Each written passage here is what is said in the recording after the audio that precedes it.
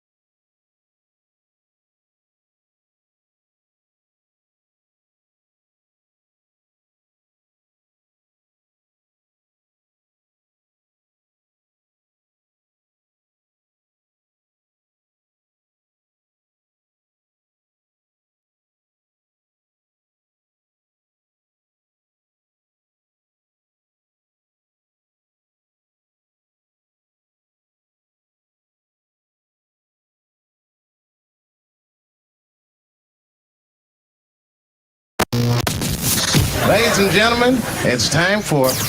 It's the Real Jonathan Smith Show on Indy's Sports Ticket, 1430 AM and 99.5 HD2. What's going on? It's the Real Jonathan Smith Show here on Indy's Sports Ticket. Hope you're having a great Wednesday, because it is Wednesday. My days are they're really, really messed up. But I am pumped up and ready to go for today's show. Kicking it off with news that broke not all that long ago. Andrew Nembhard, Pacers guard, has inked a new 3-year extension at $59 million. And there is obviously a reaction to everything. And mine is that I am cautiously excited. I am cautiously excited about this deal. Andrew Nembhard has been in the league for 2 years now. He was a second-round pick going back 2 years ago, and I don't think that he has been overwhelmingly great. But with that being said, he has been solid. He has been a solid option alongside Tyrese Halliburton. Okay, he's a good defender, right? Good passer of the basketball, can shoot it a little bit, not super great, but good enough, I guess. So he has been solid for his career. He averages about 9 points a game, 4 assists, and 2 rebounds. Okay, last year, his numbers, not too far off that for the regular season, right? Regular season, around 9 points, around 4 assists, around 2 rebounds. He's not a great three-point shooter, which, isn't my favorite thing about him. I wish he was a better shooter than what he is. He's only shooting 35% from three for his career. For a little bit of context, that's worse than Miles Turner. Okay, it just is. And I feel like a guy who's going to play a lot of shooting guard and have the ball in his hands on the perimeter a lot, as we've seen throughout his first 2 years in the league. I feel like that guy should shoot better than 35% from three. Okay, I don't think that's a crazy standard to have. And the reason why I'm cautiously excited about this extension, though, it's not about the regular season numbers. Okay, everyone knows, at least everyone that keeps up with the Pacers knows, that the reason why Andrew Nembhard was given this extension was because of how he performed in the playoffs, both before and after Tyrese Halliburton got hurt. But we really saw him elevate his game when Tyrese Halliburton got hurt and the ball was in his hands a lot more. He was playmaking and just given more opportunities to score for himself and make plays for others because of Tyrese Halliburton's absence, re-aggravating that hamstring during the playoffs. Okay, he was great, Andrew Nembhard was, in the playoffs. And once again, that's why he got this extension. That is, I think, the thing that makes me cautious. We can't expect for Andrew Nembhard to perform at that level that he performed at in the playoffs every single year because he was unconscious shooting the basketball. Okay, he averaged 15 points and 5.5 assists a game and about 32 minutes a game during the playoffs on 56% shooting from the field and 48% shooting from three, while not being able to guard a lot of the better small guards, in the Eastern Conference. He got torched by Damian Lillard. He couldn't guard Jalen Brunson. Okay, he couldn't guard Drew Holiday or Derek White against Boston. Like, defensively, he really struggled, but the offense was so overwhelmingly great that he got a lot of attention. Okay, 56% shooting from the field, 48% from three, 15 points a game. Like, that's pretty good. But given what we've seen from him during the regular season and just looking at the future and different things that were missing this last year in the playoffs, that's not sustainable. And I don't like the idea of giving a player an extension like this because they got hot at the right time of the year. Okay, that 48% from three in the playoffs is a major outlier based off of what we've seen from Andrew Nembhard in the regular season. Okay, 35% from three in the regular season for his career in a much greater sample size than that 48% from three in the playoffs this last year.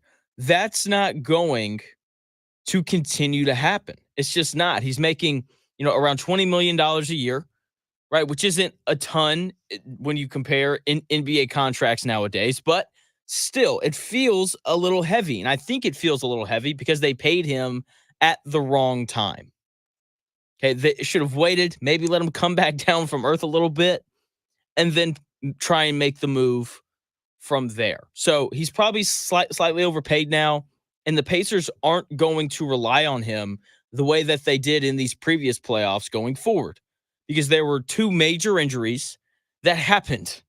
Benedict Mathurin wasn't there. Okay, if Benedict Mathurin had been available after Tyrese Halliburton went out, we would have seen him and Pascal Siakam lead the offense, not Andrew Nembhard. Okay, and I just think that going forward, like Halliburton hasn't really struggled with injuries in his career. Mathurin's pretty young. He tore his labrum. That happens sometimes. I don't think injuries are going to be a major issue for him going forward. So when we look towards the future, Nembhard is at best going to be the fourth option for the Pacers. And I just don't like giving, the fourth option on your team $20 million a year. You could even argue he's going to be the fifth option behind Miles Turner, Pascal Siakam, Tyrese Halliburton, and Benedict Mathurin. Do you really want to pay your fifth option $20 million a year, right? Who's an above average defender. I wouldn't call him a great defender, right? He didn't defend super great in the playoffs. So I don't know why we're paying this guy $20 million a year.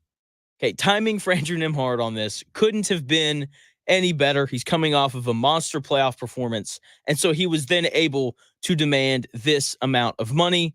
Great for Nembhard. Not convinced that this is going to be great for the Indiana Pacers going forward. Something, though, that will hopefully be great here in the great city of Indianapolis is Adonai Mitchell. So last night I was doing my prep. I like to read different articles on different things kind of going on. And I came across a Stephen Holder, Indianapolis Colts pre-training camp type article.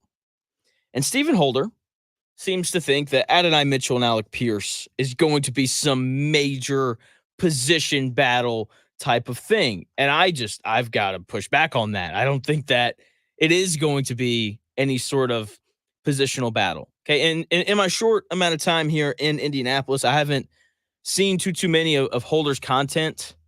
And I got to be honest, I just based off of things I heard, I wasn't surprised, right? He writes this Colts preview.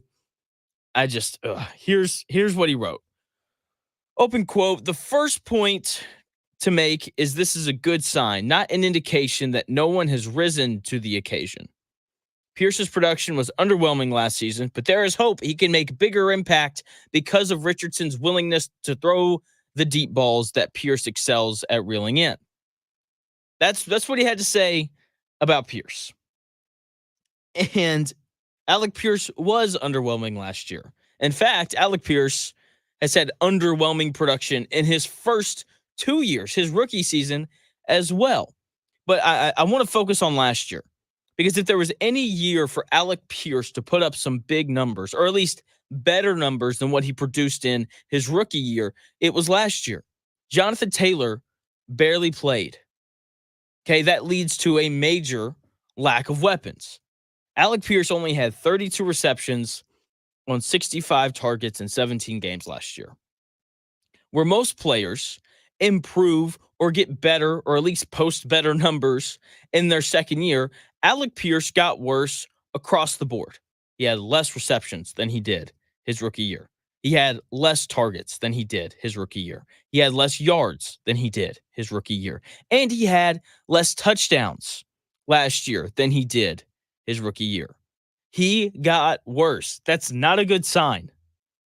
Okay, and I've said this before, and I will say it again. Teams will tell you what they think of players. They will. Okay? Like the Colts don't think Sam Ehlinger can be the backup quarterback. How do I know that? Because they went and they got Joe Flacco. They think that Anthony Richardson is going to be good this year. How do I know that?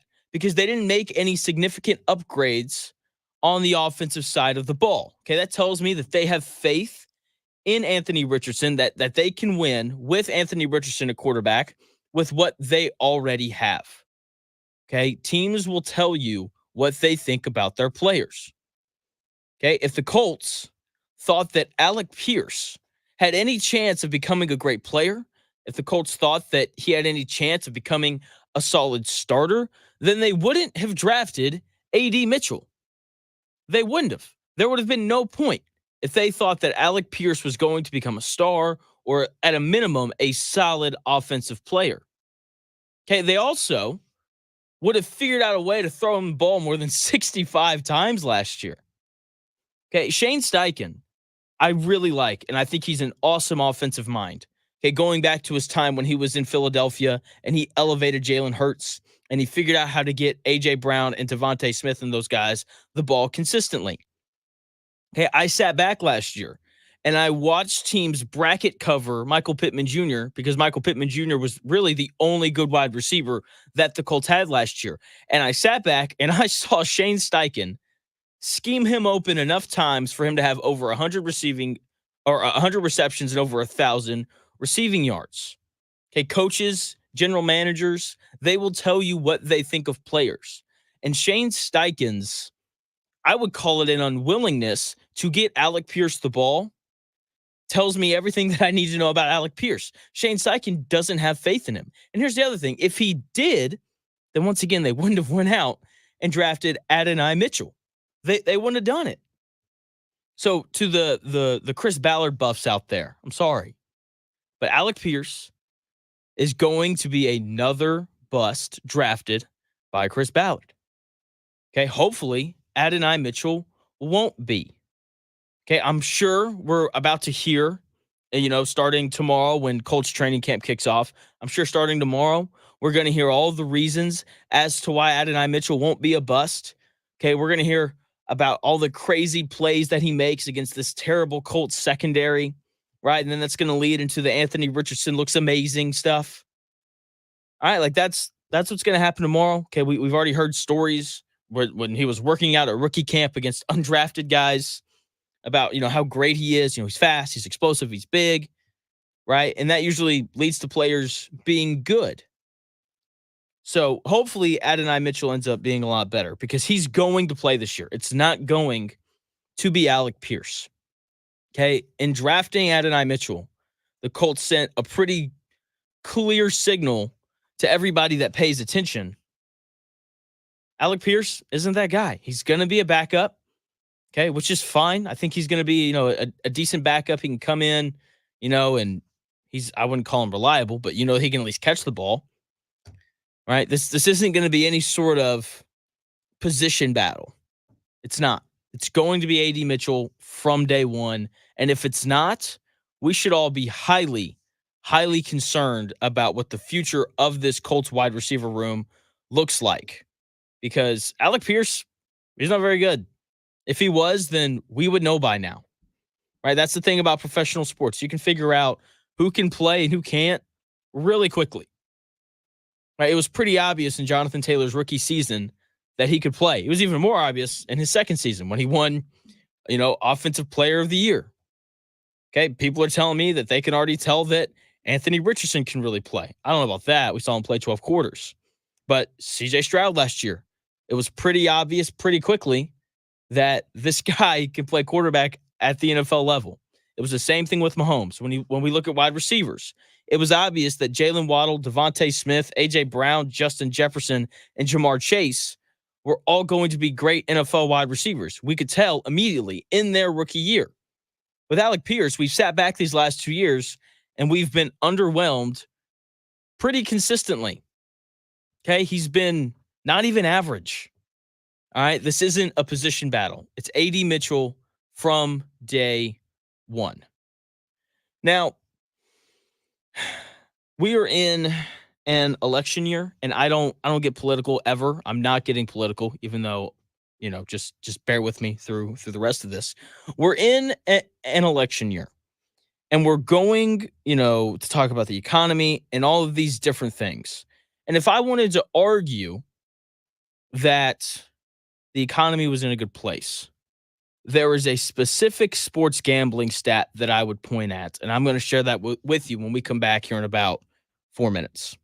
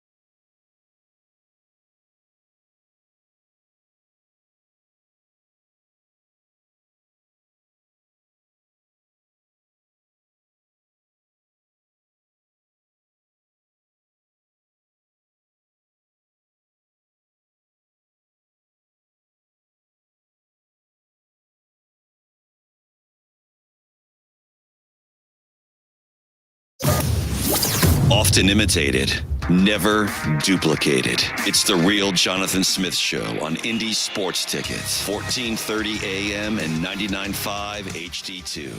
The real Jonathan Smith Show here on Indy's Sports Ticket. Thanks for tuning in. No matter how you're tuning in, maybe that's on the Twitter stream, maybe you're listening via the Indy Sports Ticket app, which you can download on the App Store or the Google Play Store. You can also just turn that dial to 1430 AM if you're driving around, or you can listen the best way. Jonathan, what's the best way? The best way to listen is via YouTube. Head over there, join the chat, hop in there, comment, let me know what you think about all these crazy things that I'm saying. And speaking of crazy things, NBA Rookie of the Year voting has opened, and I just, or not voting, excuse me, gambling. The odds are up, and you can check them out. And just seeing the way people gamble, it always makes me laugh. It makes me think that people have way too much money, they're just severely addicted to this. And as of right now, according to ESPN Bet, after opening at plus 2,000 to win Rookie of the Year, former Purdue center, now playing for the Memphis Grizzlies, Zach Edey, is the standalone betting favorite to win Rookie of the Year at plus 550. Okay, he became the favorite after the start of the Summer League, right? He played in like the California League or whatever against the California teams. And of all the money that has been bet on Rookie of the Year, most of it has gone on Zach Edey at just under 24% of the money. Next on the list is Houston Rockets guard Reed Shepherd. He opened at plus 1,000 to win it. Now he is plus 650, right? After around 15% of the money bet on Rookie of the Year has gone to him. Meanwhile, the number one and number two overall picks, the two guys from France, they both moved down the list. They're now plus 800 and plus 900 after opening as the top two favorites. Now, here's the crazy stat that I teased at the end of the last break. This is incredible to me. All right. If I was arguing that the economy was in a good place, this is the stat that I would point to. Bronny James, right, the 55th overall pick to the Los Angeles Lakers, son of LeBron James, Bronny James, the guy who really struggled in the first two games of the Summer League, right, and then was, he was pretty good in the last two games that he appeared in.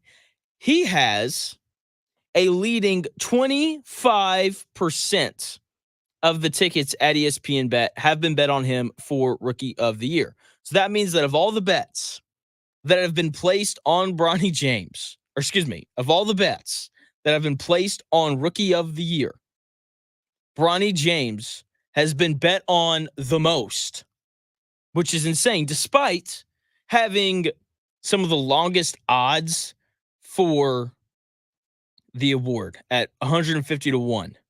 Right? So for every dollar you bet, you'll make $150 if Bronny James wins the award. That's crazy to me.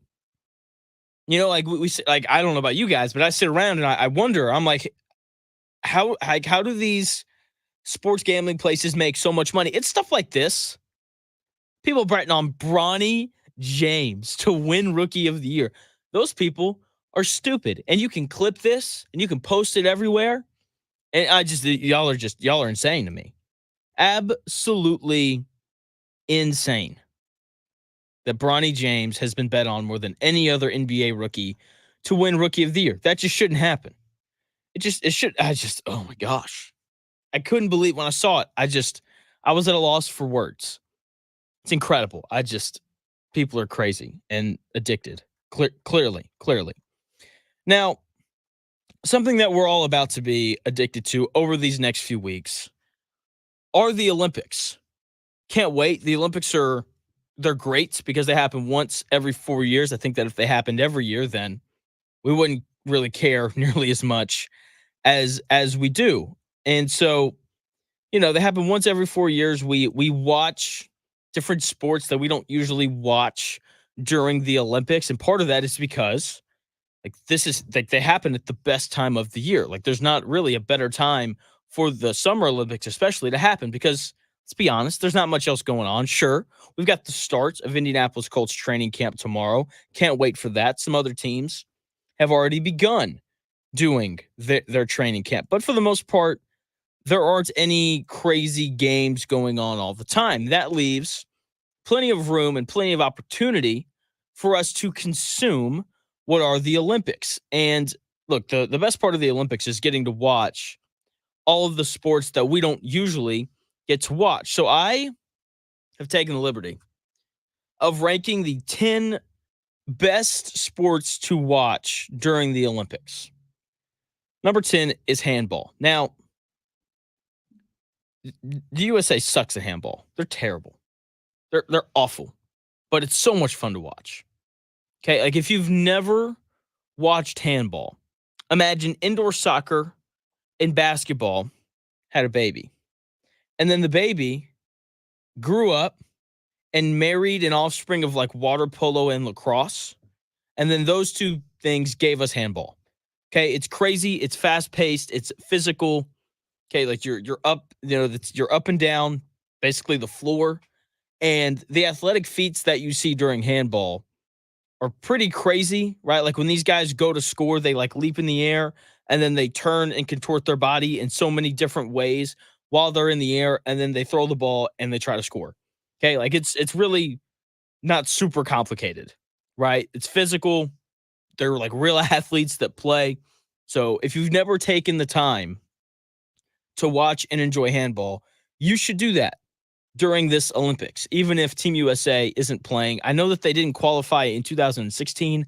I don't know if a United States team qualified this year or not, but number 10 on the list is handball. Moving to number 9, any sort of like hand-to-hand combat thing, wrestling, boxing, jiu-jitsu, whatever. Okay, MMA has really taken off.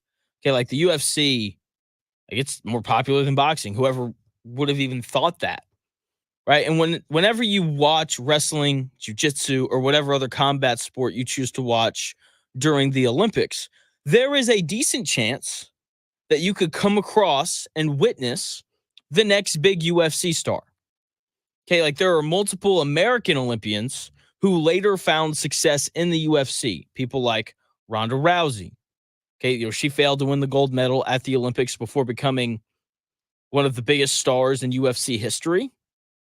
Okay, the same goes for, Daniel Cormier, however you say it. He is a former UFC champion. Dan Henderson, Mark Coleman, two other guys who competed in the Olympics before making the leap into the UFC, which always, for me, makes it even more interesting to watch of like maybe I'm witnessing someone who's going to be a UFC champion at some point.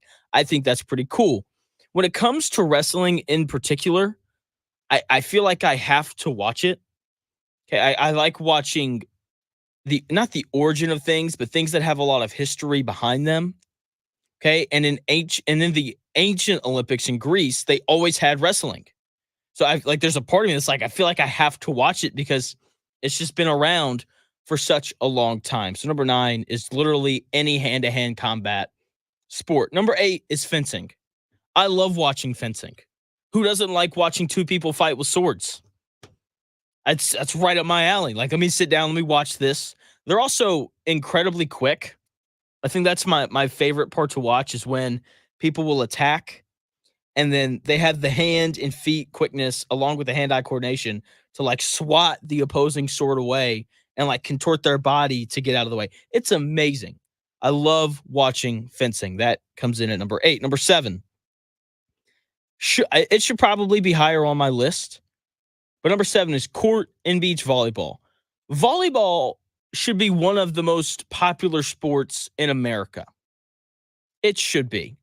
Okay, because for me, it feels very similar to basketball.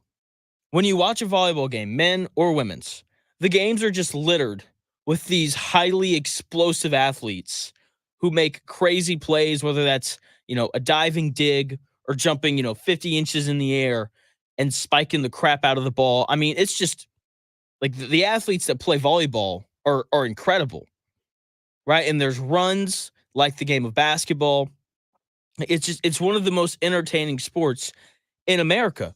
And there should legitimately be a summer volleyball league. There is a professional volleyball league in America. The issue is that they play in the winter in the middle of football season. They should play in the summer, because I think that if they played in the summer, I really do think that people would tune in and watch. Okay, like imagine if Indianapolis had a volleyball team and they played at Gamebridge, during the summer, moving around the fever schedule and not really having to worry about the Pacers. I think people would tune in because volleyball is plenty fun to watch. Number 6, basketball has to be on here, for me at least. It's no secret. I love basketball, specifically international basketball. I enjoy seeing the American players and the American team indirectly point to who the man is in the NBA by choosing who closes games out down the stretch. It appears that LeBron James is still the man because he is the closer for this year's Olympic team. And when it comes to other countries, I enjoy seeing NBA players that are role players in the NBA. It's fun seeing them elevated to greater roles. For example, watching Dennis Schroeder of Germany. He's a guy who can kind of score, but he's really just kind of there to play defense and knock down open shots. But if you watch Germany play, he's going to score 25 points and he's going to get downhill, and you're just going to get to see him do things that you would never get to see him do in an NBA game. And the same thing goes for Team USA. Like, it's kind of interesting seeing how guys like Jason Tatum, Tyrese Halliburton, guys that are stars on their NBA teams kind of be lowered down to more of role players. And it's interesting and fun to watch how guys adjust to these different roles. And I think that's really what I enjoy about basketball. It's a real reminder, especially watching these other countries, how good these NBA guys are. Because when you see them with the ball in their hands, you're like, this guy could be like a star in the NBA. And then you watch the NBA and you're like, oh, no, never mind. No, they can't. And yeah, so it's great. Number 5 on the list, water polo. Water polo, simple, not too hard to understand. Okay, the teams swim around in a pool. They pass the ball to each other in an attempt to put the ball in the goal. It's soccer in a swimming pool. That's basically what it is. Okay, but it's also, you just watch it, and it's one of the most difficult sports to play in the Olympics. Okay, and it's also something that I'm never going to play. And I would guess that 99% of the people that watch water polo are never going to play. And I got to be honest, I don't want to. It looks grueling. Okay, it's highly physical. You have to be in just impeccable shape, right? Like, it's like, yes, it's soccer in a swimming pool, but it's also like Fight Club, because you can just grab and claw at the guys who have the ball. Like, it's incredible to watch. So water polo has to be on the list. Number 4, soccer. Soccer at the Olympics is interesting. Now, let's be honest. Many Americans don't care about soccer until the players are running around in the Team USA gear. Okay, now men's soccer in the Olympics is a little bit different. Men's rosters are restricted to players under the age of 23. Right? That's so, like, a lot of the best players in the world don't play. And something that's fun about it, if you care about international soccer, is it can provide a slight glimpse into the future of what countries have to come. So like I'm going to watch, for example, Team USA. I believe that the men's team, they play today at 3:00. I'm going to watch because I want to see who's the new young talents coming up in the United States soccer system. So that's the attraction of the men's side. For the women, though, there is no restriction. Okay, they can put in whoever they want. Right, that makes it a little bit more enjoyable to watch. Okay, like usually you would know a lot of the names. Maybe not this year because U.S. women's soccer is kind of entering this new regime. They've got a lot of younger players that haven't played on the international stage a ton. But let's be honest. Americans, we enjoy watching the United States women's national soccer team because they win a lot. Okay, like that just needs to be said. Like, let's be honest. I think that we would care about women's soccer at the international level a lot less if, the American women were as bad as the American men these days. Okay, so the women's tournament should be fun. I'm excited to watch Team USA compete in that. Now, the big 3, we have 3 left here, aren't hard to figure out. Number 3 is swimming.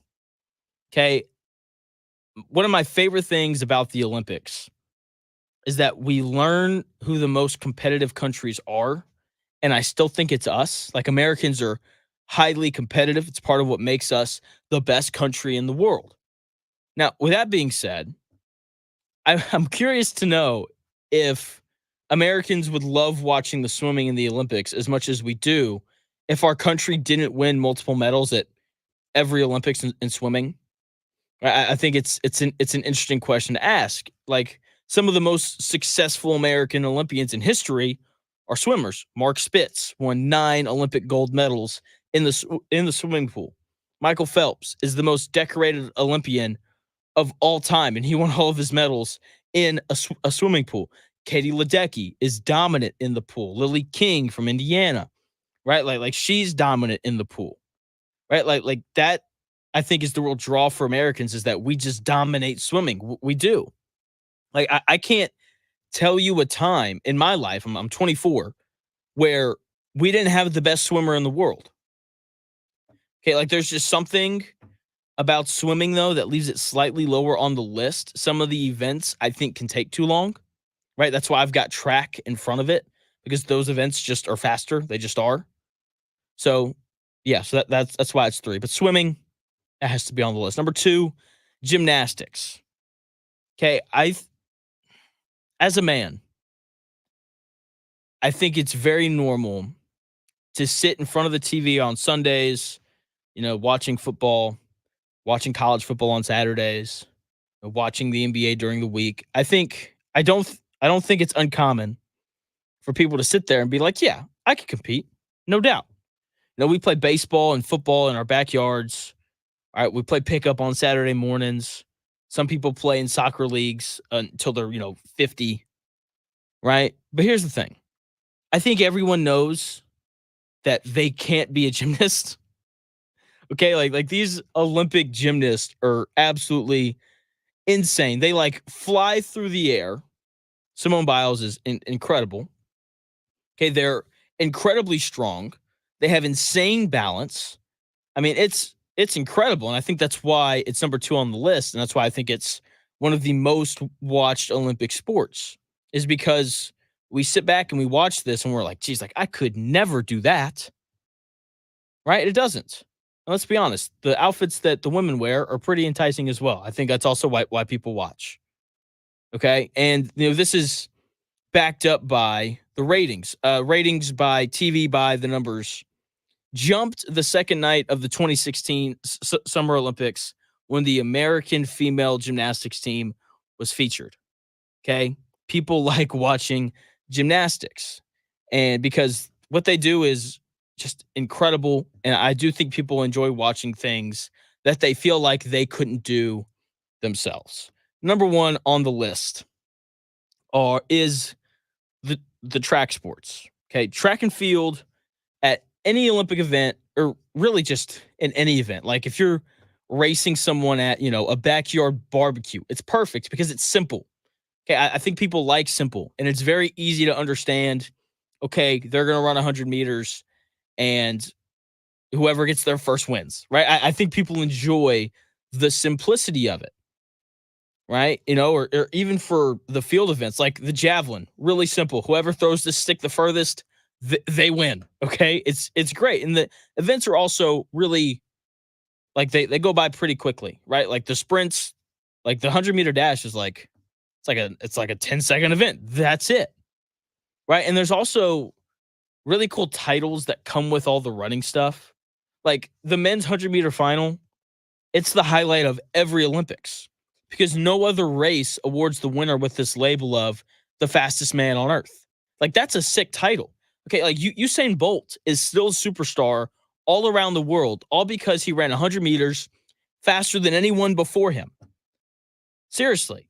I mean, it's incredible. Track sports has to be number 1 on the list of the best Olympic sports to watch. Now, the NFL, though, is still king. And there are some guys, though, who refuse to play in the NFL until they get their money. NFL holdouts, they're already happening. Jordan Love, Hassan Reddick. The Cowboys are going to have guys hold out because they've got guys up for contracts that they haven't paid yet.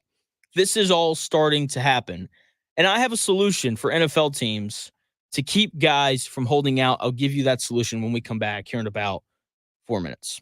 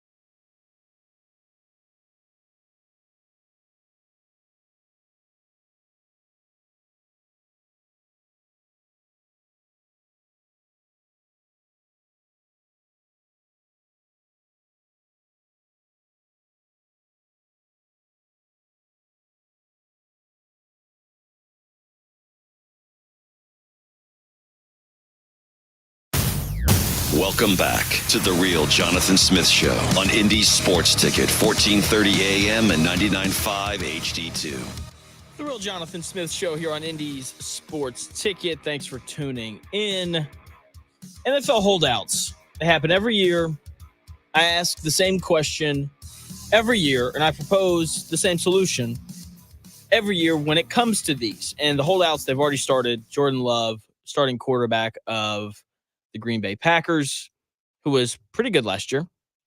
He is saying, hey, I'm not going to practice. I'm not showing up for training camp till I get my new deal. Edge rusher Hassan Reddick traded from the Eagles to the Jets in the offseason, not showing up to Jets training camp. Why? Because he wants his money. So, hey, guys, I'm not showing up until I get my money. You see, every NFL player is really just a toddler at heart. It's like, hey, I'm not getting what I want, so I'm going to sit over here in the corner until you give me what I want. And then NFL teams have, usually they cave. Usually they're like, oh no, you're not practicing. Oh man, I guess we have to give you what you want. And then they, overpay said player just to get him to show up to practice. And more of these holdouts are coming.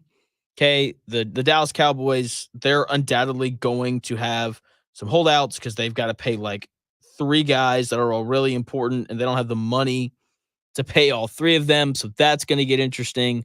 If I had to, between CeeDee Lamb, Micah Parsons, and Dak Prescott, if I had to bet on which one of them was going to hold out, my bet would be CeeDee Lamb because he's a wide receiver. And let's be honest, most of these wide receivers are divas.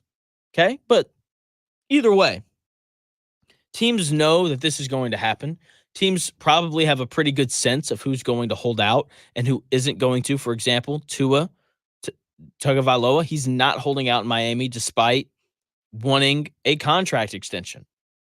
Okay, but I'm sure that the Cowboys know that CeeDee Lamb and these dudes are going to hold out. I'm sure that the Packers knew that Jordan Love was going to hold out. I'm sure that Hassan Reddick knew, I'm sure that the Jets knew that Hassan Reddick was going to hold out. Yeah, like these things don't come as surprises. And my question has always been the same because we see this happen year after year. Here's my question. Why don't teams just make a rule that they don't discuss contracts with guys that aren't at camp? Why don't they just make that the rule? Right? Because the reason why they aren't showing up to camp is because they want to have a conversation about their contract and they want to get paid. Okay? So just make it a blanket thing of we don't talk about your contract unless you show up. I think that solves the issue for both parties. Teams obviously want their players at practice. That's why they cave and they overpay and they do all those things. And whoever's holding out obviously wants to have a conversation about their contract and sign an extension or get a raise or whatever it is. Is this like too obvious of an answer? Is this too simple of a solution to just say, hey, we will not discuss your contract with you unless you show up? Why don't they just make that a rule across the NFL in general? Okay, like they're, the NFL and the NFL Players Association, like they're having conversations right now about an 18-game season. I say sign me up. 18-game season, throw in an extra bye week. I think that'd be great. But that should be something that these NFL teams should look to instate because they want these guys at practice, obviously. So just make it a rule. We will not discuss your contract with you unless you show up for practice. And it's an interesting thing. Like in the NFL, I really feel like this would work because the NFL and the NBA are very different. Okay. And the NBA is very much a players' league. They hold all of the power. The NFL, though, that is not the case. Okay. Brandon Ayuk throwing, his temper tantrum. I want to be traded. 49ers came out yesterday and they're like, yeah, we're not going to trade you, buddy. I'm sorry. Right. Like it is a league run by the owners. It is. And so I think that they could get away with having this rule of, okay, fine, we won't discuss your contract unless you show up to practice. Now, I want to transition into something that I talked about on Friday.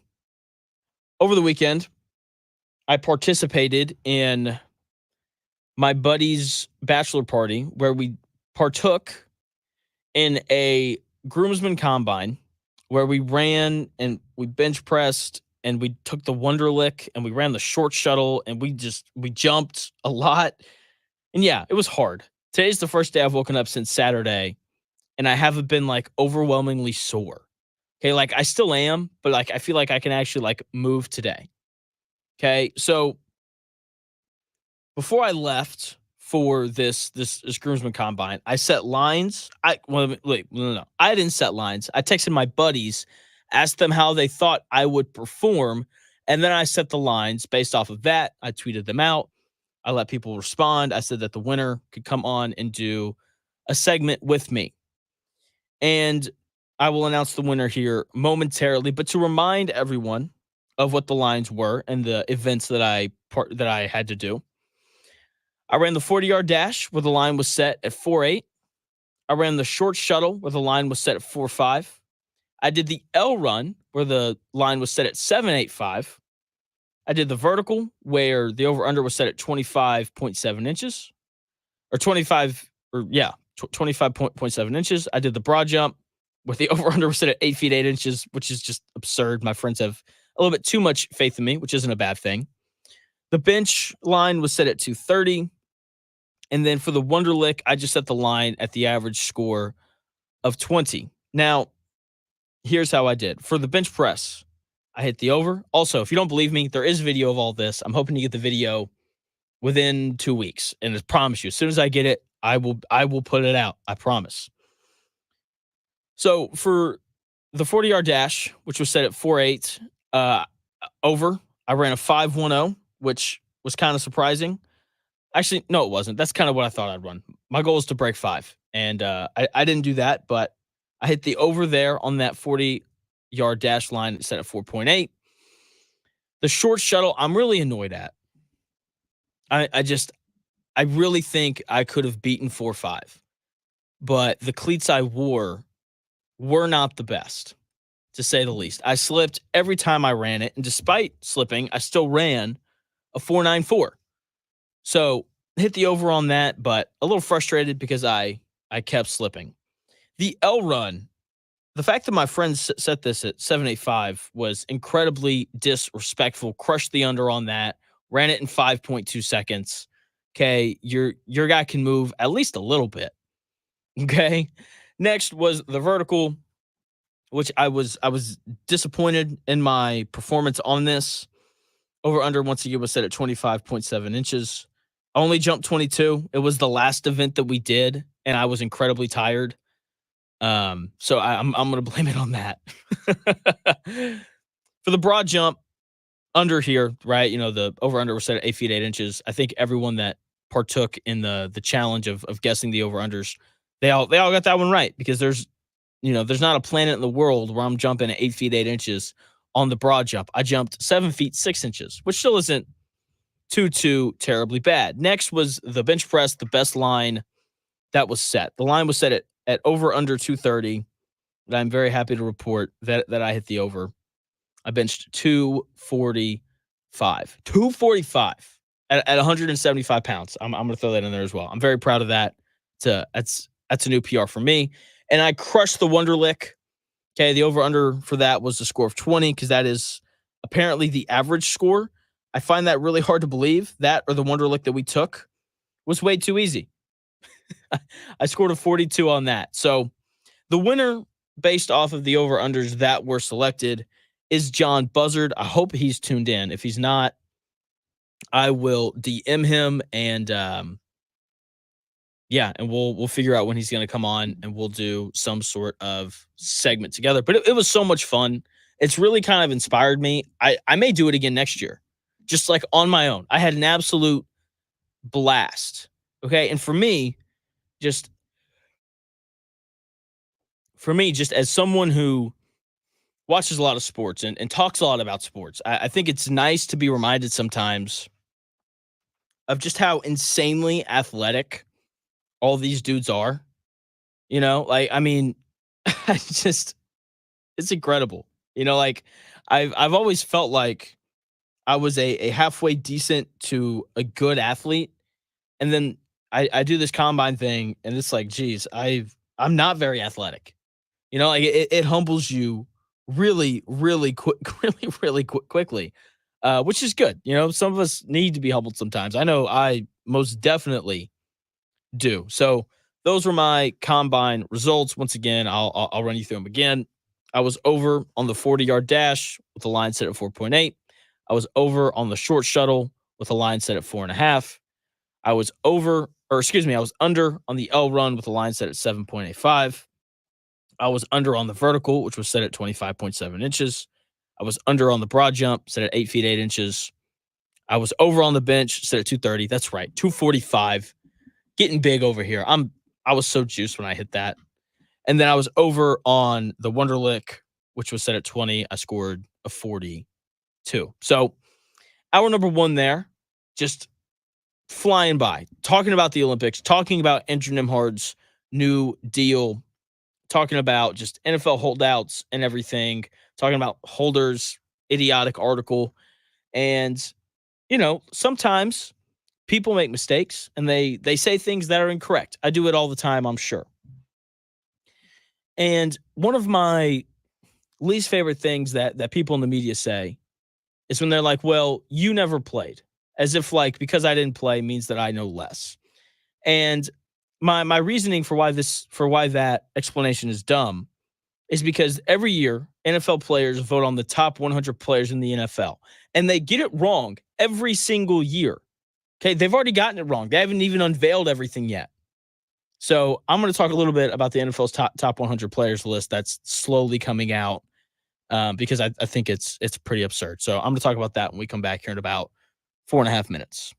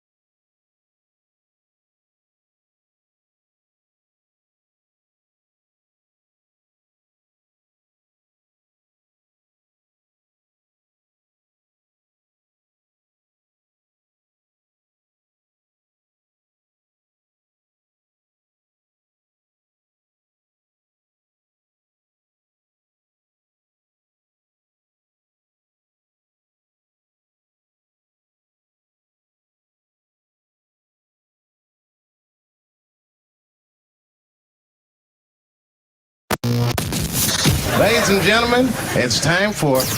It's the Real Jonathan Smith Show on Indy Sports Ticket, 1430 AM and 99.5 HD2. What's going on? It's the Real Jonathan Smith Show here on Indy Sports Ticket, hour number 2, coming your way. The NFL season not that far away. Baseball season in full swing. The trade deadline is approaching. Paul Skeens taking the world by storm, even though he did lose to the Cardinals last night. Tough break for him because he was dominant, gave up like 2 runs in 8 1/3 innings pitched. I mean, the kid is just, he's insane. He is, man. Like, from the left side, throwing straight heat, just getting everybody out. I mean, the kid is nothing short of dominant, and it's been a lot of fun to watch. Something though that I also enjoy is when the NFL releases their top 100 NFL players list voted on by players. And I just, oh my gosh. I enjoy the list because it allows me to just sit back and marvel at the ignorance from guys that actually play the game.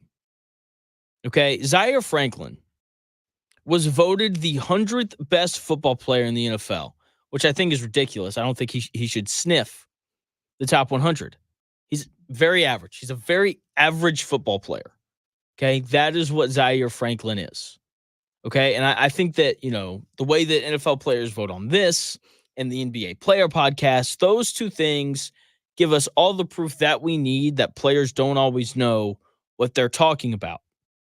Okay, if you want more proof, go listen to Gilbert Arenas or Paul George's podcast. Okay, right. I can also guarantee you that with this NFL Top 100 list, that Patrick Mahomes won't be voted number 1, even though he should be voted number 1. Right, and this is the issue with listening to players. I think that they just don't value the proper things. In addition to Zaire Franklin being 100 on the list, Aaron Rodgers is 92nd. He played 4 snaps last year. Like, what? How was that guy on the list? Come on now. 40-year-old coming off of a torn Achilles is apparently the 92nd best player in the NFL. And the craziest part about it is, like, if that's true, then the NFL is not in a good place. Okay, him being 92nd on the list is simply absurd. Okay, but here's what I think, though. Here's why I think when we look at the lists, we sit back and we're like, these people, like what are they talking about? I think that players, they just value very different things from viewers like me and you, and they value very different things from executives and coaches. Okay, like every professional athlete is athletic in some sense, right? Like, and so that's what I think they value. Like, I wouldn't be surprised in the slightest if guys like Lamar Jackson and Josh Allen are voted on higher because, or excuse me, I wouldn't be surprised if Lamar Jackson and Josh Allen were both voted on to be higher than Patrick Mahomes on this list, right? Even though Patrick Mahomes just won back-to-back Super Bowls, it wouldn't surprise me in the slightest if Lamar Jackson and Josh Allen were both ranked higher because they're both more athletic and they just provide this larger wow factor, right? Like every time I sit back and I watch Lamar Jackson play quarterback, every other play, maybe if he's having a bad day, I'm like, geez, that's insane. And NFL players, I think, fall into a very similar boat. And because of that, because they sit back and for one of the very few times in their lives, they sit back and they watch Lamar Jackson play quarterback and they're like, I could never do that. They vote guys like that higher. I think they put more of an emphasis on the athletic ability of the players that they're voting on, right? Like those just seem to be the things that professional athletes value. They sit back, they look, and they're like, okay, this guy can do things that I can't, so I'm going to vote him higher. I think we see the same thing in the NBA. Okay, former and current players love Kyrie Irving. Okay, they call him, the most skilled player ever and all these other things because he finishes around the rim at an insanely efficient level for his size, and he handles the basketball better than anyone in the history of the world, right? And so they look at those two things and are like, I couldn't do that. And so they have a profound amount of respect for Kyrie Irving. I think we see the same thing in the NFL when we see these guys vote on this list. I think that we see the same thing with Aaron Rodgers. Okay, I think it's ridiculous that he's ranked on this list at all, but he's 92nd because of some of the crazy things we've seen him do in the past with the escapability and the release and just his overall ability to throw the football. Now, someone that people aren't wowed by, but I think that if you brought his name up in conversation, people would admit to the idea that this guy's a solid NBA player, and that player is Andrew Nembhard. And Andrew Nembhard just signed a 3-year extension at $59 million, okay? Pacers guard Andrew Nembhard, man, I am cautiously excited about what he's going to bring to the Pacers over these next, 4 years or so because he signed an extension. Nembhard, he's only been in the league for 2 years. And he hasn't been overwhelmingly great, at least not on a consistent level. But he's been solid. Okay, for his regular season career, he's averaging 9 points, 4 assists, and 2 rebounds a game. Solid, considering, he's not the primary option. He's not even the third or fourth option for the offense. He's fine. He's Andrew Nembhard. He's a good player. He complements Tyrese Halliburton well, right? He can handle the basketball if he needs to. He can run the offense if he needs to, which we saw him do in the playoffs. He's not a prolific three-point shooter. He's probably below average, especially for a guard. He's only shooting 35% from three for his career, which for context is worse than Miles Turner. Okay, the reason why Andrew Nembhard was given this extension, despite very average regular season stats, is because of timing. Timing is incredibly important in really any phase of life, right? Especially when it comes to jobs and getting raises and getting promotions and different things of that nature. Okay, for me, like the timing of this job opening was perfect. Okay, it couldn't have happened at a better time. Okay, like my wife and I, we had just, changed, apartments. Our lease went down, so we were able to afford taking a little bit of a pay cut to come and work here. Okay, timing is important. And for Andrew Nembhard, the timing couldn't have been any better. The reason why he got this extension is because he was, allowed to be extended coming off of an outstanding playoff performance this last year. Okay, he was great in the playoffs last year. And the timing of the Halliburton injury couldn't have come at a better time. And the timing of the Benedict Mathurin injury couldn't have come at a better time for Andrew Nembhard, knowing that he was going to be eligible for an extension at the end of the year. Okay, with the injuries that happened, Andrew Nembhard had the ball in his hands more, and he was able to put up bigger and better numbers that he will not reach again, because when Benedict Mathurin and Tyrese Halliburton come back, Andrew Nembhard is going to be like the fourth or fifth option.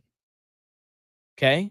During the playoffs, Andrew Nembhard averaged 15 points and 5.5 assists a game on 56% shooting from the field and 48% from three. Once again, timing, very important. He got hot at the right time, because I guarantee you that if Andrew Nembhard had averaged like 8 points, 4 assists on like 48% shooting from the field and 36% shooting from three, he wouldn't be getting this big time extension at around $20 million a year.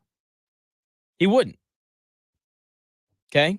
And the other thing is, looking at the numbers that Andrew Nembhard posted in the playoffs, they aren't sustainable. Andrew Nembhard is not going to continue to shoot 48% from three and 56% from the field. It's not going to happen. And the reason why I am cautiously excited is because we saw him do this. We know that he can perform in the playoffs, okay, because he played a lot of minutes, averaged around 32 minutes a game in the playoffs, and he was productive and he played well, and he was able to kind of run the offense for these long stretches, especially after Tyrese Halliburton went out. But those numbers aren't sustainable. And the timing for the Pacers is terrible. Like, I don't like the idea of extending and paying a player right after they just went crazy in the playoffs. Okay, like Andrew Nembhard got hot at the right time of the year, and that is why he was given this monster extension. That 48% shooting from three in the playoffs, it's a major outlier when you look at his three-point shooting ability from the regular season. Okay, he's not a very good shooter. Sure, he handles the ball well, and he played well in the playoffs. Like, that's great, but when Mathurin comes back, he's not going to get the ball more than Mathurin. When Tyrese Halliburton comes back, he's definitely not going to get the ball more than Halliburton. And so going forward, like, we're never going to see this production again because the Pacers just aren't going to give him the ball enough for that to happen, unless there are injuries, which, I think we all hope doesn't happen. Okay? Like, he's at best going to be the fourth option going forward, and I just don't like the idea of paying, the fourth, maybe fifth, if you like Miles Turner, fifth best option on your team, $20 million a year. I think that's overpaying somebody. Okay, I think that it is. And when you're a small market team like the Indiana Pacers, you don't want to overpay anybody, right? Because that luxury tax gets expensive really quickly. Okay, and teams like the Lakers and whoever, bigger markets, bigger teams, they can afford to pay that, whereas the Pacers may not be able to. So I think that they overpaid him a little bit, but I get it because he was so outstanding in the playoffs. So let's move on down here to the NFL. Stephen Holder, writer for the Colts for ESPN, seems to think that Adonai Mitchell and Alec Pierce is going to be a position battle, and I couldn't disagree more. Okay? This is what Holder wrote. Quote, "The first point to make is that this is a good sign. Not an indication that no one has risen to the occasion," which I would argue that Alec Pierce hasn't risen to the occasion, but hey, whatever. Continuing on with what Holder wrote, "Pierce's production was underwhelming last season, but there is hope he can make a bigger impact because of Richardson's willingness to throw the deep balls that Pierce excels at reeling in." Close quote from Stephen Holder, who is writing about Colts training camp starting tomorrow. He says in his thing that this isn't an indication that no one has risen to the occasion. Here's the thing. If Alec Pierce had risen to the occasion, like Stephen Holder writes, then they wouldn't have drafted Adonai Mitchell to replace Alec Pierce, because that's what he's going to do. Alec Pierce has been severely underwhelming in his first 2 years. Okay, in a year where Jonathan Taylor barely played, leading to a lack of weapons. Like, the only consistent offensive weapon that the Colts had last year was Michael Pittman Jr. Okay? In a year where Michael Pittman Jr. was really the only legit offensive weapon, Josh Downs had some really good flashes, but it was a lot of Michael Pittman. In that year, with Shane Steichen at the helm, Alec Pierce only had 32 receptions on 65 targets in 17 games. Where most players improve or get better in their second season, Alec Pierce got worse. He had less receptions in his second year than he did his rookie season. He had less targets in his second year than he did in his rookie season. He had less yards. He had less touchdowns. He got worse from his rookie year to his second year. And I've said this before, and I will continue to say it. Teams will tell you what they think of the players that they have. Okay? If the Colts thought that Sam Ehlinger could be the backup quarterback to Anthony Richardson, they wouldn't have gone out and gotten Joe Flacco. If the Atlanta Falcons thought that Kirk Cousins was the long-term solution at quarterback, then they wouldn't have drafted Michael Penix. They wouldn't have. Okay, teams tell you what they think about their players. And if the Colts thought that Alec Pierce was going to develop into some superstar wide receiver or even just a starting caliber wide receiver, they wouldn't have drafted Adonai Mitchell. Okay? And they also would have figured out a way to throw him the ball more. Okay? Only 65 targets? Come on now. And he played in all 17 games? Seriously, like this is Shane Steichen that we're talking about. Okay? One of the better offensive minds in the NFL. Okay, a guy who was able to figure out how to get Michael Pittman Jr. the ball over 100 times last year, even though teams were doubling Michael Pittman Jr. because he was the best player on the Colts offense last year. Okay, Shane Steichen, if he wanted to get Alec Pierce the ball, he would have gotten him the ball. Okay, I'm sorry to the Chris Ballard buffs out there, people that swear by him, the people that think that he's overwhelmingly great. But this is another draft bust from Chris Ballard. Alec Pierce is a bust. Okay, and unlike what Stephen Holder's telling you, there's no competition here. None whatsoever. I promise you that the Colts did not draft Adonai Mitchell in the second round this year with the intention of him being a backup. If he is, we're going to have to be highly concerned about what's going on in that draft room going forward, especially when it comes to drafting wide receivers. Okay, now, I don't think Adonai Mitchell is going to be a bust. I hope he's not. Right, and starting tomorrow, when training camp begins, we're going to hear all the reasons as to why he's not a bust. And we're going to hear about how great he is and all these things. Okay, we already heard a bunch of the reasonings as to why he's going to be great during rookie camp when he was tearing up undrafted players. He's fast, he's explosive, he's big, he's long, he runs good routes. You know, we're going to continue to hear all that stuff. We're going to hear about how well he and Anthony Richardson have meshed together and all those things. Okay, and hopefully, as people are telling us this, hopefully they are right. Okay, hopefully Adonai Mitchell turns into a good player because Alec Pierce can't play. If he could, the Colts wouldn't have drafted Adonai Mitchell to begin with. Okay, teams tell you what they think about players. They do. All right, just don't listen to what they say. Watch and pay attention to what they do. Speaking of watching and paying attention, the Olympics start today. We've got some men's soccer going on. The Olympics, they're great. They're wildly entertaining. I'm going to give you the best Olympic sports to watch when we come back here in about 4 minutes.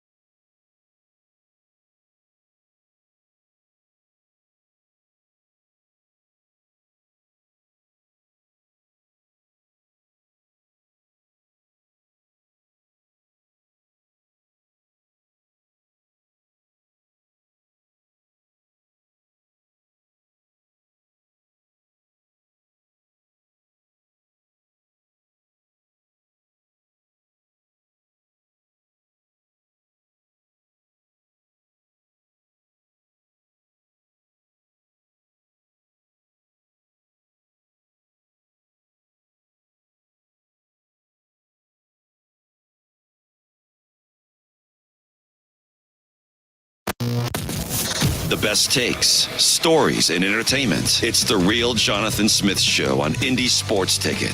1430 AM and 99.5 HD2. The Real Jonathan Smith Show here on Indy's Sports Ticket. The Olympics starting up today. We got some soccer going on. And so I wanted to rank, in honor of this fantastic sporting event starting today, I wanted to rank the best Olympic sports to watch. The Olympics are a beautiful, beautiful thing. Brings the country together, all that stuff. But it also allows us to be competitive and allows us to watch sports that we don't usually watch, right? Like the Olympics happen, especially the Summer Olympics. They happen at the perfect time of the year. In the summer, when nothing else is really going on. Sure, we've got NFL training camp, but I'm not turning on ESPN to watch NFL training camp. Just not doing that. But I will turn on NBC to watch any of these 10 sports that I am about to list. And starting it here at number 10. Handball. Handball has to be on the list. Okay, handball is incredibly fun to watch. The USA, we may be terrible at it, but the athletes that play handball are incredible. Okay, the game, not overly complicated. It's really physical. Okay, which, we love that, right? We love seeing people get hit and get pushed around. But essentially, it's kind of like indoor soccer / water polo with your hands.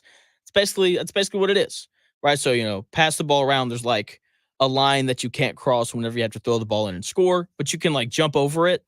And so you'll see these awesome handball players jump over the line and then move their body like a million different ways and throw all these pump fakes. And then eventually they throw it. And it's really, really incredible. And as I said, it's pretty physical as well, which I know we are all fans of. If you've never taken the time to watch handball at the Olympics, you should undoubtedly take time to do that this year. Number 9, hand-to-hand combat, wrestling, boxing, jiu-jitsu, whatever it is. And I think the thing for me that makes all the hand-to-hand combat stuff at the Olympics so much fun to watch is just how much the MMA has really taken off. And so whenever the Olympics happen and you decide to watch wrestling or jiu-jitsu or whatever other hand-to-hand combat event you want to watch, there is a chance that you could be watching the next big UFC star.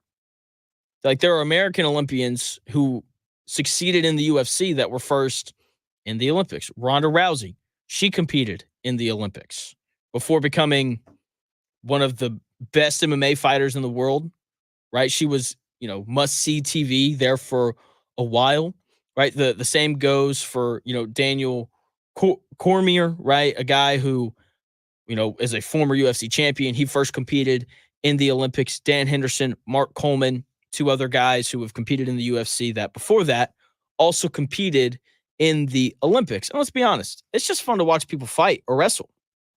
It is. And there's a part of me that feels a duty to watch the wrestling, especially because when you go back to the ancient Olympics that started way back in Greece, they wrestled, right? So it's been around for forever, and it's fun to watch. So number 8 on the list of the best Olympic sports to watch is fencing.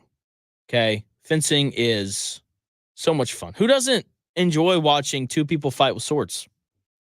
Seriously, it's so cool. And the athleticism on display is something I always try to marvel at. And for fencing, these people are ridiculously quick, right? Not only with their feet, but also like with their upper body, being able to literally dodge swords and then swat them away. It's incredible. It's so much fun to watch. So number 8 has to be fencing.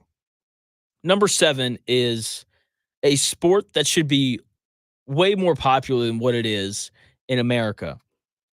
Volleyball, especially court volleyball, should be one of the most popular sports in the United States when it comes to the Olympics. I know everyone's going to watch beach volleyball and court volleyball because it's fun. Okay? The game feels so similar, for me at least, to basketball. Okay? The games are littered with these explosive athletes who can jump out of the gym, right? And they make these, crazy plays, with the blocks and diving on the floor and digging the ball and doing all these just insane things. Like, it's one of the most entertaining sports that happens at the Olympics. And it's to a point where there should be like an American Volleyball League and they should play in the summer. There is a professional volleyball league in America, but they play in the winter, which doesn't make any sense whatsoever to me because you're competing with football. Like, play it in the summer, sell out Gamebridge, and go have a great time. I would go and watch a professional volleyball match, okay? Because the athletes that play they're crazy, right? With, just the verticals and everything that happens. Points are really intense when you have two good teams playing. I mean, volleyball, a blast to watch, has to be on your list of sports to watch during the Olympics. Number 6, basketball. Okay, you have to watch basketball. It's no secret that I love basketball. I love international basketball, especially. I enjoy seeing the American players indirectly point to who the man is by who closes out games, in the Olympics. For example, like LeBron James, even though he's 39 years old, he's still the man. How do I know that?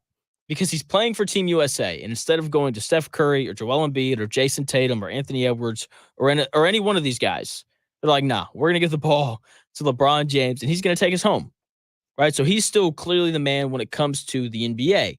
Outside of watching the American team play, I thoroughly enjoy watching the other teams play because we see role players elevated into greater roles, and it's just a reminder of how great these NBA players are. Right now, it's going to be rough for me because I've already said today, twice on the show, that I don't like this Andrew Nembhard deal. I think they overpaid him. I think that they're paying him based off of what he did in the playoffs, something that he won't be able to repeat. He's not going to repeat shooting 48% from three. It's not going to happen. Okay, he's a career 35% three-point shooter. Things just kind of fell in the right place for Andrew Nembhard to play really well during the playoffs, right? Halliburton goes down. There's no Mathurin. Ball ends up in Andrew Nembhard's hands more. He's able to make more plays. He shoots just unconsciously, over the course of the playoffs, and that leads to him getting this big contract. And if you watch Team Canada during the Olympics this year, you're going to see Andrew Nembhard probably play well because he's going to have the ball a lot. And I'm going to have people in my mentions like, Jonathan, look at what he's doing for Team Canada. It's like, okay, wait till he comes back and he's playing for the Pacers and he's the 4th or 5th option. Okay, that $20 million a year then won't look so great, but I digress. Number 5 on the list of the best sports to watch during the Olympics. Number 5, water polo. Water polo is simple. I like simple. I like being able to sit down, watch the game, and not have to Google the rules. Okay, water polo, you don't have to do that. Okay, guys swim around a pool. They throw a ball to each other and attempt to throw the ball eventually into the goal. And if you do, you score a point. Very simple, very easy to understand. Also, looks incredibly difficult. Hey, I like watching sports where I feel like I can't do them or I'd have to go through extensive training to be able to do it. And when I watch water polo, both of those boxes get checked. Okay, like I'm convinced if I played water polo once, that would be how I died. I would drown. Okay, because these dudes, like, it's incredibly physical, right? So not only are you having to stay above water and throw this ball around, you've got grown men jumping on top of you while you're throwing the ball around. It's incredible. Okay, so odds are you're never going to play water polo, which is fine. You don't have to. Just sit back, watch it, and enjoy it. It's a blast to watch, physical. It's like soccer in a pool. I think that's kind of the best way to describe it. Number 4 on the list, soccer.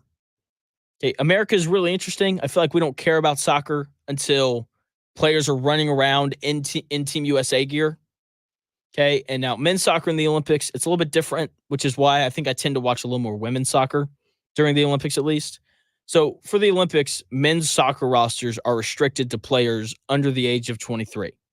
Okay, minus 3 slots available for players over the age of 23. But so for the most part, it's a lot of younger players that we haven't seen a ton of, which is kind of exciting, right? Because you get to kind of see the next generation of guys working their way up through the system for U.S. soccer. So that'll be fun to watch. The men's U.S. soccer team plays today at 3 o'clock. For the women's side, there is no restriction on age. Okay, so the best players in the women's game play in Olympic soccer. Makes it more fun to watch. You know a lot of the names, which makes it a little more enjoyable. That may not be the case this year with Team USA as they're entering kind of this new stage, this new regime of the players that they have. So U.S. women's soccer, it's a blast to watch. They usually win games, right? And it's fun to watch your country win. So going to be tuned into that. Number 4 on the list is Olympic soccer. Number 3, swimming. Okay, Americans, highly competitive. I think that's part of what makes us the best country in the world. With that being said, would we as America love swimming so much if our country didn't win multiple medals at every Olympics? I don't think we would. Like, I feel like if we had the best handball team in the world, we would be locked into handball. But because we don't watch a ton of handball. So it's an interesting question. And, it's something that, like, us Americans, we're going to tune into because we are a great swimming country. Some of the most successful American Olympians in history are swimmers. Mark Spitz won 9 Olympic gold medals. Michael Phelps is the most decorated Olympian of all time. Okay, he won all of his medals in the pool. Okay, Katie Ledecky is probably the best female swimmer in the world. Lily King, also up there. Okay, like, they're both fantastic swimmers. Like, America has always had incredibly dominant swimmers, at least in my lifetime. Like, I can't remember a time in my life where we went into the Olympics and we were like, and I didn't feel like we were going to win gold in everything. Okay, there's just something, though, about swimming that leaves it a little lower on my list. Some of the events can take just a little bit too long. Okay, unlike, the track and field stuff, those events usually move pretty quickly. Gymnastics moves pretty quickly as well. And those are the 2 sports that I have above swimming in the top 10 most enjoyable to watch Olympic sports. Number 2 on the list, gymnastics. So whenever I watch baseball games, football games, basketball games, there's a small part of me that thinks that I could compete. There just is. Okay. We played football games in our backyard, play backyard football. Okay. You can go shoot basketball in your driveway whenever you want. You can go play pickup at, LA Fitness whenever you want. Okay. You can play in soccer leagues on the weekends, even when you're, older. But here's the thing. When I watch gymnastics, there's ain't no way. I'm sitting there and I'm like, I could never do any of these things that I am watching. And I do think that that's some of the real enjoyment of watching sports, is being able to sit back and be like, yeah, I could never do that. No matter how much I train, no matter how much I try, there's just something about me that doesn't allow me to do a double backflip like these gymnasts do. And it's not even just like the flexibility that's impressive, right? Like, they're incredibly strong, but they have incredible balance. And watching men's gymnastics when they do the rings is one of my favorite things to watch, right? Because you see how absolutely jacked these guys are, right? And so women's gymnastics, though, greatly outdraws men's gymnastics. I wonder why. But yeah, gymnastics comes in second on the list for the most fun to watch Olympic sports. Number 1, though, is track. Okay, track and field events in the NFL or in the Olympics are always awesome. They are super simple. Okay, that, like I said, I like simplicity, and they're as simple as they get. It's like, hey, me and you, we're gonna run from here to there, and if I get there first, I win. Super simple. It's like, hey, you see that big stick over there? Yeah, it's called a javelin. If I throw it further than you, I win, and that's it. Right? It's super simple. The games usually go by pretty quick, but I think that the granddaddy of them all, the biggest highlight of the Olympics is always the 100-meter dash. It is. It's something that everyone gets juiced up and excited for. There's not another race or event in the world that labels you as, quote, the fastest man on earth. Okay, Usain Bolt, who's been retired now for a decent amount of time, he's still a superstar all around the world just because he ran faster than anybody else before him. Okay, like, this is an event that launches people into stardom, and it's fun to watch. It's intense. It's 10 seconds of just being locked in, and, your eyes very quickly divert to the 2 guys in the lead, and then you watch them battle it out all the way through to the end. It's so much fun to watch. Just like the NFL, which is still the king. When we come back here in about 4 minutes, I'm going to tell you how these NFL teams can get rid of holdouts, and I'm going to tell you how I performed in my groomsman combine that I partook in over the weekend. That's coming up here in about 4 minutes.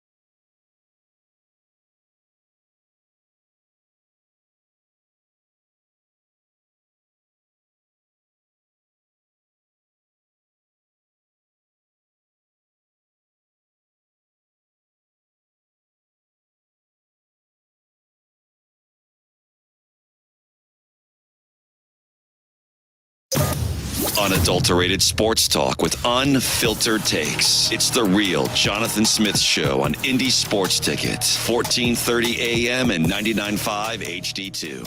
What's going on? The real Jonathan Smith Show here on Indy's Sports Ticket. Hope you guys are having a great day. I know I am. NFL training camp for here in Indianapolis for the Indianapolis Colts starts up tomorrow. Other teams, though, have already started, which means that holdouts have already began. And NFL holdouts, they happen every year. And every year I raise the exact same question. Okay? Like, for example, Jordan Love, quarterback for the Green Bay Packers, not showing up this year. He's like, nah, I'm not showing up to camp until you guys give me my money, Green Bay Packers. An edge rusher, Hassan Reddick of the New York Jets, right? Traded there by the Eagles earlier in the offseason. He's like, yeah, sorry, Jets, I'm not showing up until you give me my money. Right? These are kind of the first two big names to decide to not show up to camp this year. More coming. Okay, the Dallas Cowboys, I mean, they're about to be all over the place. They're going to be on every major network because they have three guys eligible for extensions, and they don't have the money to pay all of them. Okay, so CeeDee Lamb, Michael Parsons, Dak Prescott, one of those three guys is going to hold out. Maybe all three of them. But if I had to bet, I can tell you right now, ain't no way CeeDee Lamb showing up. I'd be stunned if CeeDee Lamb showed up to the first day of Dallas Cowboys camp. Okay, like this is something that happens every year. Okay, we see guys not show up to camp. That's not an issue for the Colts because they just haven't drafted players good enough that deserve extensions. So hopefully one day when Chris Ballard gets up out of here, maybe then we'll be able to have this conversation about the Colts, but we got some time before that happens. But this is something that happens to a lot of other teams every single year. And I raise the same question every single year. Why don't teams make this a rule? Why don't they just say, I'm not discussing a contract with you unless you show up to camp? That would solve the issue for both parties, right? Because the player wants to have conversations about his contract and the team wants him at training camp. Okay, it's a really simple thing, and I just think that implementing this rule would eliminate all of the issues. Okay, I think that they would, and look, like this is the NFL. This isn't the NBA. Okay, the NBA is a player-dominated league where it is all about the players. If a player wants to be traded, they get traded. Okay, if a player wants, a raise or they want a bigger contract, they are then quickly awarded that. That's not how the NFL works. Brandon Ayuk last week comes out, demands a trade away from San Francisco. And they're like, nah, bro, you're funny. You're cute. You're going to stay here. We're not trading you away. Okay. And so that's what's going to happen because the NFL is a league controlled by owners and general managers. It is controlled by front offices, not players.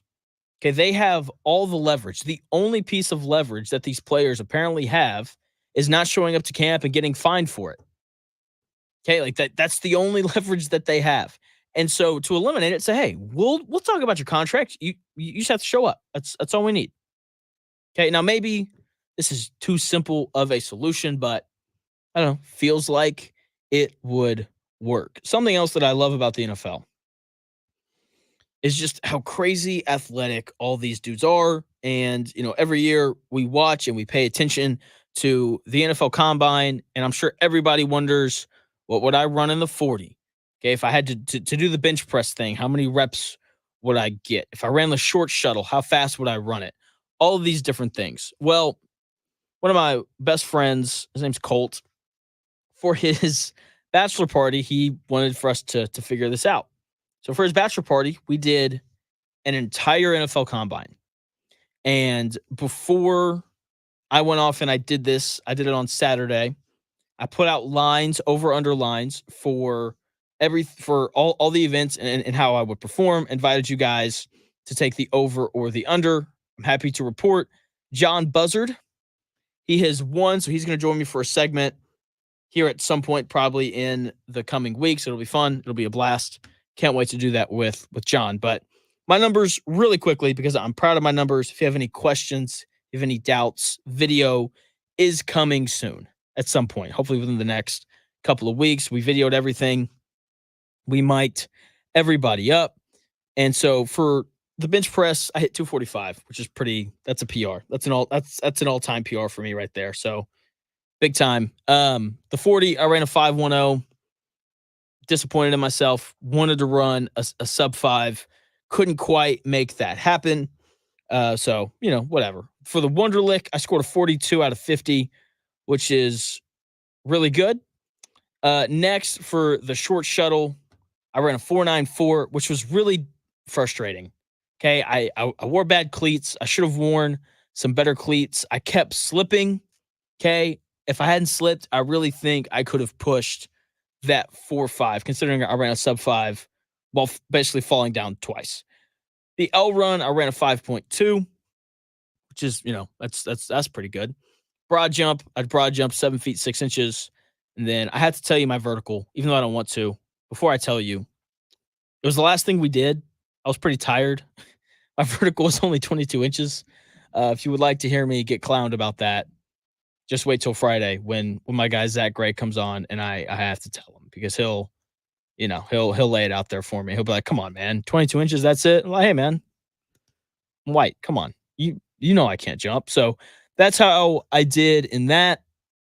Posted some decent numbers, not great, but decent. Once again, congrats to Buzzard. I'll DM you at some point today, and we can kind of figure out when's a good time for you to come on and which segment you would like to do. Now, I like to gamble. I dabble in the gambling world, and when I see insane gambling things, I have to share them. NBA Rookie of the Year gambling odds obviously came out right after the NBA draft happened. But throughout the summer league, as people have really gotten their first taste of what some of these rookies look like, odds have shifted and moved around. And I'm happy to report that after opening at plus 2,000 odds to win NBA's Rookie of the Year next year, former Purdue center Zach Edey is now the standalone favorite to win Rookie of the Year at plus 550. So interesting. Went from, I don't know if this guy can play in the league. I think teams are just going to put him in the pick and roll, and that'll kind of be that. Right? That was very much the narrative surrounding Zach Edey coming out of Purdue. And now he's the betting favorite at plus 550. Okay. He's attracted a lot of the money that's been bet on him. 24% of the money bet on the award has gone on Zach Edey. Okay. Second on the list, Reed Shepherd out of Kentucky playing for the Rockets. He was plus 1,000 when the gambling opened. He's now plus 650.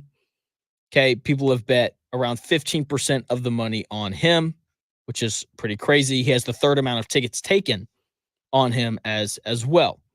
Now, meanwhile, while those two guys have risen in terms of odds, the number one and number two overall draft picks have plummeted. Zachary Richelet, rookie from France playing for the Hawks, and Alex Sarr, another rookie from France playing for the Wizards, opened as the top two favorites. Alex Sarr plus 450, Zachary Richelet at plus 350.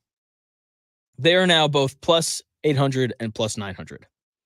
Alex Sarr struggled in the summer league, so did Richelet, which is just brutal for those guys. Now, those aren't the interesting things about this. Oh my gosh. When I read this is what made me want to share this with you guys. There is a rookie that has captured the attention of the public. He has for a long time. Bronny James has been bet on to win Rookie of the Year more than any other rookie. Almost 25%, almost a quarter of the bets made on Rookie of the Year have been placed on Bronny James, which is incredible, despite him being plus 1,500, right? If I'm doing my math right, for every dollar you bet on Bronny James to win Rookie of the Year, you make $150. And yet, people are gambling on this. It's incredible. It's insane to me. I don't understand it. I never will understand it because I don't get it. I don't get it. So that's how people are spending their money nowadays. They're just giving it away to FanDuel, DraftKings, and ESPN Bet. Like, hey, guys, take my money. I don't want it. That's what you're saying if you're betting on Bronny James to win Rookie of the Year. I'm starting to question if the Pacers want their money either. Seriously, they're giving Andrew Nembhard $20 million a year? Come on now. He signed an extension this morning, and I am cautiously excited. Okay, I do think that they slightly overpaid him based off of how he produced in the playoffs. We aren't going to see him produce like that again because he's just not going to have the ball enough going forward. Okay, he shot 48% from three, which is 13 points higher than his career average at 35% from three. Okay, he just went unconscious for a couple of weeks at the right time. And sometimes that's what you need. Timing is everything. Okay, when you do stuff at the and you're at the right place at the right time, you can make a lot of money like Andrew Nembhard just did. Okay, timing is extremely important, and it can open avenues for you to make a lot of money. Okay, that's, what's happening to Nembhard here, because let's be honest, outside of this playoff run, he's been pretty average. 9 points, 4 assists, 2 rebounds a game for his career. Like that's not a bad career. That's a very solid, very average career. That to me says role player, right? And that's what Andrew Nembhard is. He is a role player. Okay, if you were to rank out the best players for the Indiana Pacers, the best player is obviously Halliburton. Number 2 would be Pascal Siakam. Number 3, I think, would be Benedict Mathurin. Number 4, I would take Miles Turner. I know I'm going to get some pushback on that, but I would go Miles Turner before I took Nembhard. And then 5th, I would take Andrew Nembhard. You're paying you're the 5th best player on your team $20 million a year. Like that's a lot. It just is. And I understand that he's a decently good, complement to Halliburton. Okay. A secondary ball handler. He can kind of shoot the ball 35% from 3. Isn't great. I think that we think that he's a great defender, even though I watched him in the playoffs. He got torched by Damian Lillard, and he got torched by Jalen Brunson. And he couldn't guard anybody for Boston either. Right? So it's not like he's some amazing, outstanding defender. I do think that there are upgrades that need to be made there in terms of the guy that complements Tyrese Halliburton. Because like I said, Andrew Nembhard, he's a fine player. He's a solid player. But I don't think he's worth $20 million a year. I don't. Okay. I think he's an average defender at best. And that's really it. And that's what the Pacers need alongside Tyrese Halliburton. They need a guy who can get in the stance and really guard. And when we got into the playoffs and Andrew Nembhard was really tested defensively, he struggled. Damian Lillard went nuts on him multiple times. Jalen Brunson went nuts on him every single game. Okay. To a point where they had to take him off of Jalen Brunson, to a point where the Knicks hunted Andrew Nembhard. They're like, we want for Jalen Brunson to be defended by Andrew Nembhard. Like, that's not the sign of a good defender. Okay. It's just not. Right. So I know he shot it well. I know he hit a game winner. I know he looked good against Boston when, Tyrese Halliburton went out and all these things, which are good. But I think that the Pacers should have viewed this for more of a, what does he give us when Halliburton's actually out there? Right? Because he's not going to give you the same offensive production when Halliburton's on the floor. He's not. And defensively, I think I highlighted it pretty well. He struggled defensively in the playoffs. So, I don't know. Like I said, cautiously excited. Wouldn't be surprised if this didn't go very well for the Pacers. Something that is about to go well, though, is the Dan Dockett Show, which follows me here. The Dan Dockett Show coming your way here in about 5 minutes. I'll be back on the air tomorrow from 10 to noon. Check it out, The Real Jonathan Smith Show. I will talk to you again tomorrow at 10.